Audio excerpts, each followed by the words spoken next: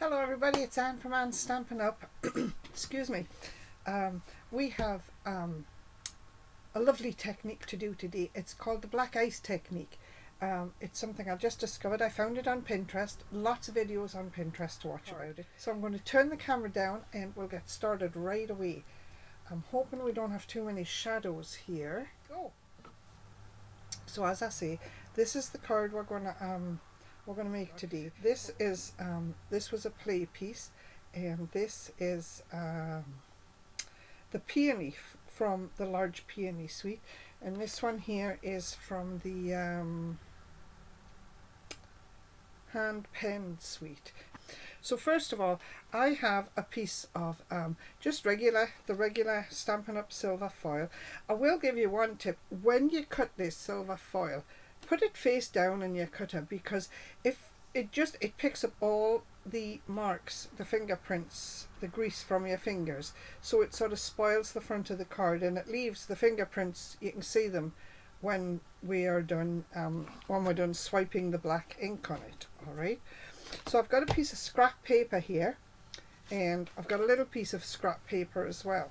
I'm going to show you. We're going to get started. We're diving right in here. So this is my archival black ink pad from Stampin' Up. And let me just backtrack for a minute. The stamp set we're going to use is Peaceful Cabin, and it has dies, but we're not going to use the dies. We're not actually going to use the cabin. We're going to use just about everything else in the stamp set, but we're not using the cabin. Okay, so we're going to hold this piece of paper here firmly. Okay, and part of it is we don't want the cardstock to move when we drag the pad over it, but also it's so that you don't get your fingerprints on the foil as well. So you're only going to use the very edge of your ink pad. Paper down, there, and there. And we're going to turn it around, do the same again, but we've got to watch this line down the middle. We don't want to overlap too much on there. We're going there, and we're going there. And that's really all we're going to do with it. Okay, we're going to give this a little blast with a heat gun because I want it to dry. I want it to be dry before I stamp on it. So just touching it gently on the edges there to make sure that no ink is coming off on my hands. Now we're going to stamp the picture on it, and we're going to use the trees from the Peaceful Cabin set. You could use any trees. I think trees make a nice card out of this. I'm going to stamp them off, and then stamp again. All right, I'm going to stamp them off, stamp.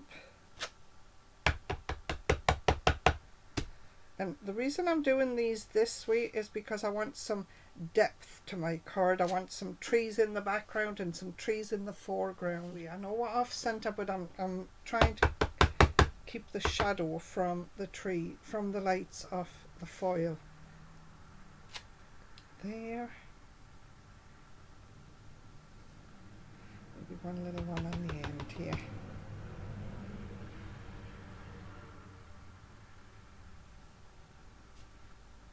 There. This is the fence from the tree from the same set, and I'm stamping the fence full strength.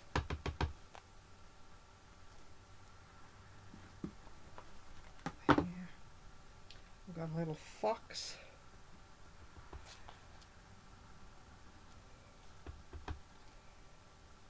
There, and we're going to stamp some stars. Now I'm going very lightly with the stars because I don't want too many. I left the space here so that I can put my sentiment there. That's all I'm going to do on the front of this card. I'm going to give it another little blast with the heat gun so that it's dry, and then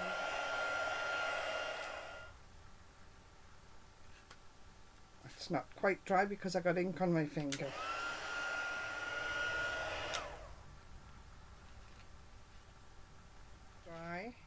and I'm touching the parts that I stamped full strength, because that's where the ink's going to be the heaviest, and I'm not seeing any ink coming off on my fingers. The reason you want this to be totally dry is because when you swipe your Versamark pad over this, it will just smear the ink if it isn't dry. And you want to try and only go over it once with Versamark. So let me pull that out of the way. Bring in a piece of scrap white paper and put it down. And we're just going to cover this whole thing, this whole piece, with clear embossing powder. There, let me just put that down a little bit there maybe.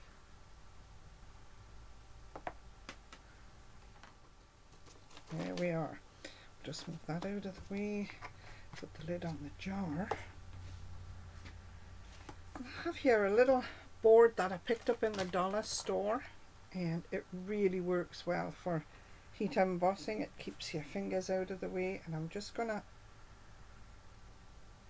hold my piece on there with a clothespin, bring in the heat gun. We're going to have a little bit of noise again, and I'm going to try and hold this on an angle so that you can see when it changes. Alright, so you'll have to excuse the noise for a few minutes. Now if you look, you can see two distinct halves. This half here has not been heat embossed, this has had the heat. And as always, when you're heat embossing, try and keep your heat gun moving so you don't burn the embossing powder. So now I'm going to take my clothespin off. Give me just a second. And you can see where it's all embossed, but you see this corner is not embossed, it looks white. So now we'll finish it off.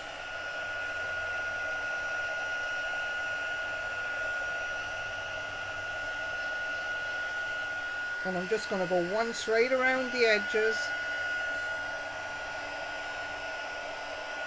to make sure I've got it all embossed. And it really is a pretty technique. So let me just clean up some things and we'll put a card together here.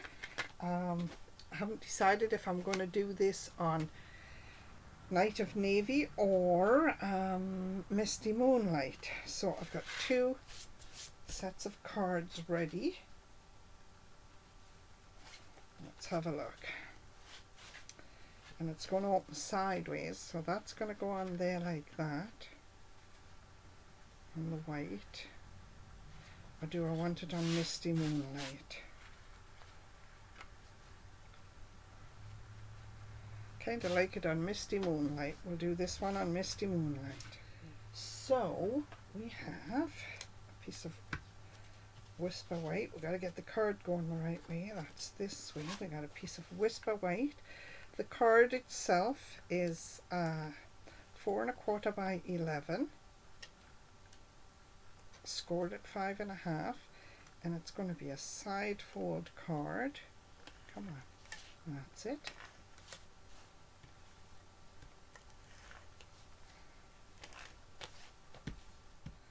So we've got the card opening this way, and we've got a piece of Whisper White, and it is 4 1/8 by 5 3/8 because I just want a little border going around the side. And then we have the piece we've just heat embossed, and this piece is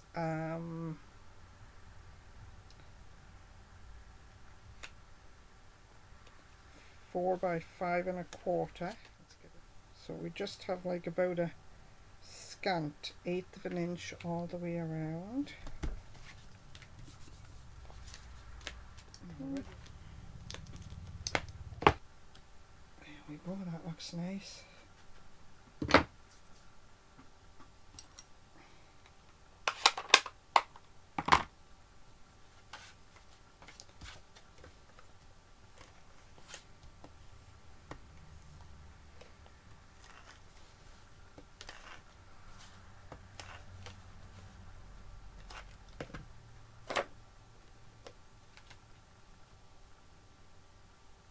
And again, just 5 3/8 by 4 1/8, just a little narrow border around the outside. And then we've got a sentiment. I need to get rid of that. And the sentiment says, your kindness makes the world a more beautiful place to be. And I'm just leaving it square, popping it on a narrow piece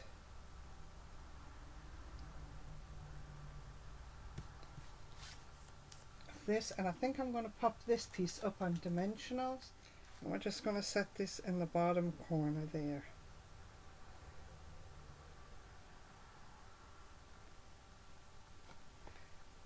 There, that's better, you can see it now. There, so that's it. That's the card for today. And as always, if you want to copy this card, please feel free. Give credit where credit's due. Say where you found the card or where you learned the technique. And if you're going to sell the card, please put the Stampin' Up Angel stamp on the card, which just says all the supplies used were Stampin' Up supplies. Okay, so there you have it. That's today's card. One last quick look. And the others I made were with the peony stamp set, upside down, the peony, and the hand pen. So as always, have a lovely week, and I will see you again hopefully next week. And that's it for today. Thanks very much, everybody. Bye.